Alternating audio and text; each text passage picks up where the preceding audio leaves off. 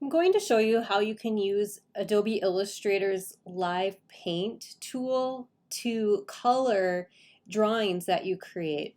So you could do a drawing, a line drawing, and either scan it in or take a photo of it, but get it onto your computer. And then what we're going to do is go to File, Place, and I'm going to find that file here. I found something on the internet, and just going to click and drag to place that here.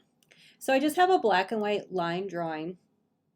And the first thing you'll have to do is to do an image trace on this to make it into line art, because right now it's just an image, a raster graphic.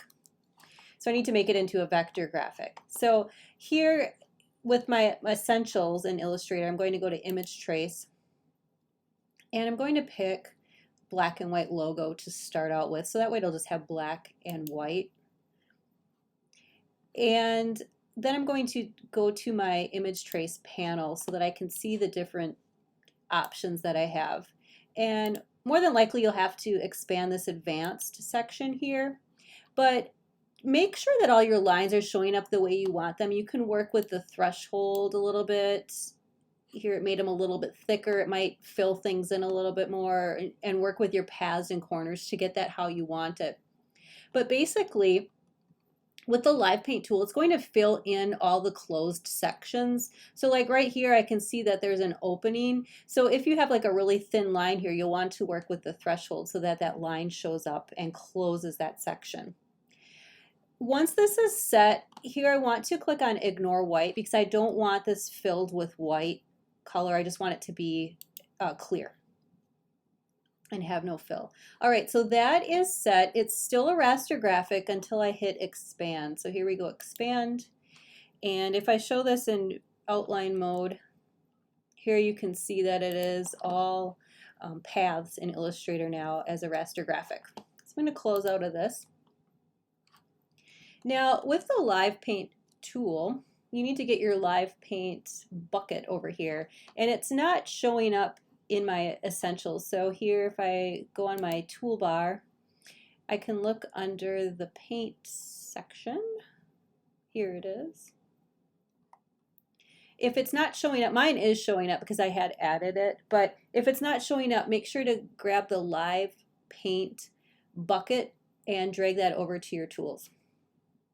All right, so now I can see that, you know, the Live Paint is going to fill in the sections that are closed, and this section is not closed. So what I want to do is just select my object and use my blob brush.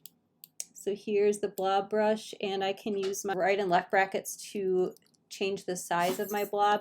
And I could just go in and close this section here.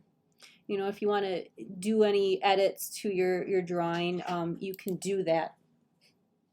So here I have my object. I'm going to select it all and then go to Object, Live Paint, Make. You need to do this in order to make it a Live Paint object. So here you'll see these little icons around the edges. This is now a Live Paint object. So I can go to my Live Paint bucket, and as I hover over these sections, you can see it selects them. So I can fill these with different colors in my swatches. So here I want to go to Window Swatches to open my swatch panel. And these are the swatches that I get to choose from. You can add your own swatches as well. Remember, we're working in RGB on the screen, so you may want to use your CMYK Pantone swatch book to choose your colors. But I'm just go and add some cool swatches from Art History, my open swatch library. Go to Art History, and we're going to pick Pop Art. And I like this set of swatches. I'm going to select that, and it automatically adds it to my swatches.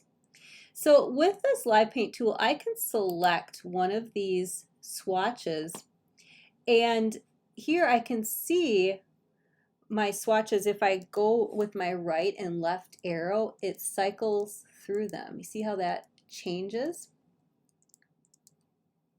So I'm going to pick my yellow, and as I hover over here, I can fill this whole section by clicking on it.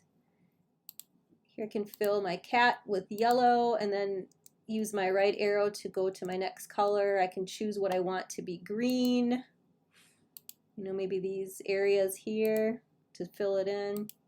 I have some blue and purple. I want my tablecloth to be purple, so I can fill that in. Here I have red, so I'm going to do, you know, or maybe I want to pick like this orange for my cone.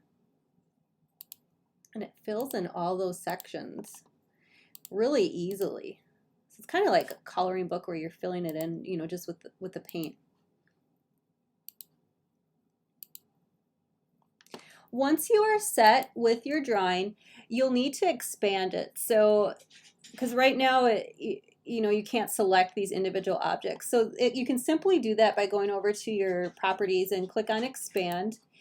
It makes it so it's no longer a live paint object. So if I go to Command Y, you can see it's still vector graphics, but I can then select individual areas, you know, and pull those apart. So that is the live paint tool.